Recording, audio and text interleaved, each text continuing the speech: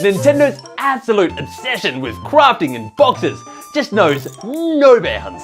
Box Boy, Mario Maker, and to top off this year of the box, we have Yoshi's Crafted World, seemingly crafted from the finest recyclables. Yoshi is no stranger to recycling though, because his games can sometimes feel like they recycle some old ideas. I'm so glad to say that after this demo, this one, it felt different. Like sure, the old ideas are there, the ground pound, the flutter jump, the shooting eggs, like that's all there. But levels, they feel so much more adventurous with their theming, and the way that they play with depth adds a whole nother layer to this game. Shooting eggs into the foreground and the background and trying to find collectibles there almost feels like this could have been a 3DS game. But then to top that off, it almost feels like it could have been a Wii U game. The way that it has the flipped worlds, like I could almost imagine the initial idea that Nintendo popped into Nintendo's head with this, you know, they love to recycle old ideas, sticking with that theme of recycling. With the Wii U, I could imagine they had the front, like the gamepad being the front screen, and then your actual TV screen just being the back side of the levels, because obviously we get to see the back side of the levels when you play the level for the second time. I really do like this shooting mechanic though, with the foreground and background, because at first you're thinking, you know, Yoshi's mostly on a 2D plane, like, and then it's like 2.5D, so how does it shoot into the foreground and background? And they've done it really well, so it's only when you lock onto something does it shoot into the background or foreground. Otherwise it's always going to shoot on that 2D plane that you're moving on. And one of the really, really cool things this actually does is it adds a new layer, again with the layers, to finding secrets. You remember the old games, like any of the past games that have been in this 2D perspective, it's very kind of samey the way you find secrets. They're always in the same type of place. But this one actually be able to use the foreground and background elements and just cardboard pop-ups and hide things behind things that don't have to be directly in, like on where you're walking.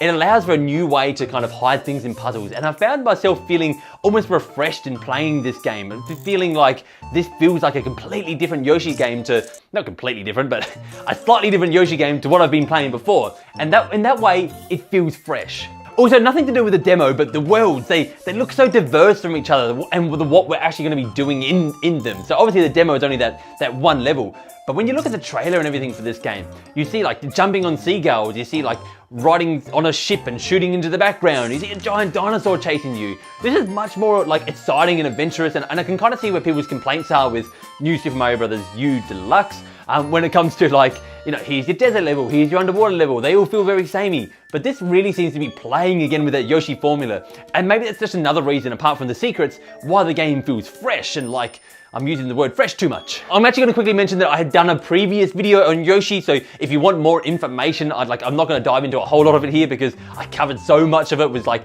this big look of everything we know about Yoshi back then, so go check that out if you want and we'll keep moving through this. As far as the actual playing of the game, that's always been fun, like, not Kirby's, Yoshi's core mechanic has always been like a really fun gameplay. It just, when things get repeated, they can get stale and old, that's what happens. But like I said, this one does feel fresher, and the other thing that actually makes it feel fresher is that when you do a level for the second time, so when it does the flip side of the level as they call it, so you run your normal level, you get all your flowers, you get all your red coins and everything.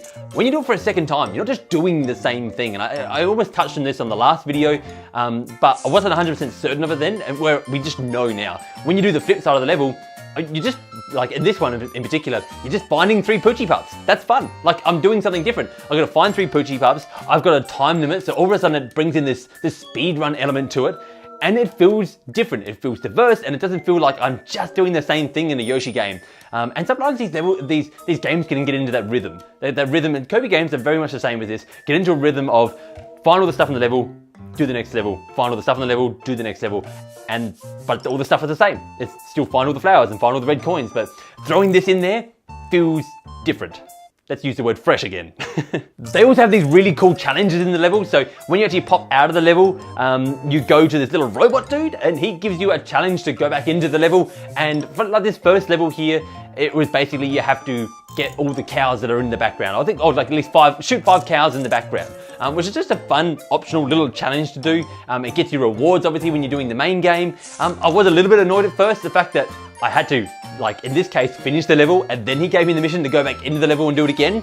But it does actually kick you out of the level. It says like, do you want to exit? Once you've found the 5 cows, it's like doing a mission and then like just evac out of there. Yoshi gets the helicopter and boom, he's back of the map. And another thing I mentioned in that past video, but in case some of you don't go back and watch it, 2-player feels fantastic in this. I didn't say it feels fantastic back then, but it does feel really fun because you get to just play this game with 2 players, and that's fun in itself. Like if you want to play with 2 players and do all the same stuff, that's really cool. But if you if maybe you have like a younger brother or sister, or maybe just like a child that you're playing with, and you want to make the game a little bit easier, or maybe your wife sucks at video games, I just don't know, I'm just joking. But if you want to make the game a little bit easier, then play in 2-player and have the other one jump on your back, or vice versa, because whoever's on the back has unlimited eggs, and the person that's running around now just has a really powerful ground pound. It's like an easy mode that doesn't make you invincible. I like that. Music also suits this game down to a T because it just feels very crafty, like just all the TikToks and beat boinks and the flute playing, it all just goes along perfectly with this game. The last thing here that they really nailed and they did so well is the actual crafted part of the gameplay. So this could have just been like a fun mechanic, not mechanic, but like a fun look to the game where everything is crafted and didn't really play into the gameplay much. But they've made it so like everything that's crafted plays into the gameplay. At least with this level that we played, it's basically like a lot of the stuff a lot of the cardboard unfolds, a lot of the things are like the background elements, things are hidden behind there, and then they open up, and so like they're playing with the crafting in the gameplay. They're not just saying this is just a look that we're going for. We're not going to actually introduce it into the gameplay. It definitely marries the 2 together. Also, I love the way that everything is just like imperfect. Like none of the cuts are like perfect. They're all like just, oh, we tried. Like, so it's like Yoshi cut them himself. Like the cuts are kind of a little bit all over the place, and then they have smiley faces on things, but none of, like, they're not always perfect. Sometimes they are. The cutest little smiley faces just on things, but like it's like that Yoshi just went along and drew smiley faces and everything. It really is just fun and crafted and fun and crafted. And that's it for today. All right, guys. Hope you enjoyed today's video. Remember to check out this demo and the other 2 videos I did, the Daemon X Machina demo, if you would like to look at that game. And after you have checked them out, let me know what you feel down below. And if you don't get a chance to, just let me know how you're feeling about Yoshi. And remember, for great Nintendo entertainment, you can count on me.